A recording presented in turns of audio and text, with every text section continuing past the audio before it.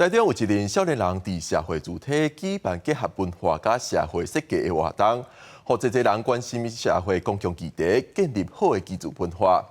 公司台记内青春内的网用暗7点半，带大家来看这群少年人安怎互社会关心公共议题。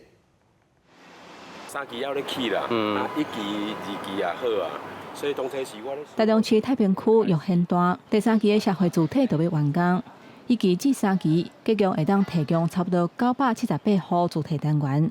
从2018年开始，台中市政府甲做社会设计团队合作，伫社会主体建立良好的居住文化。阮这个社会主体一个最重要的目标，就是讲会当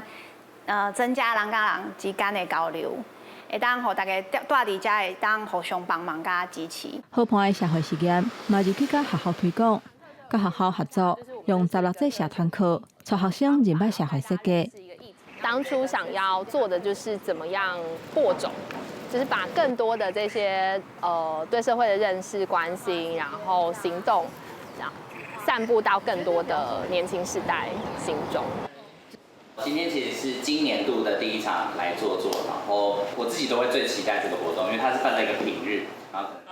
好伴用各种的方式投入社会设计，举办活动招更较侪少年人，目标就是想要串联人甲人之间的社群，做伙用行动来实践新的循环，做伙走向理想的未来。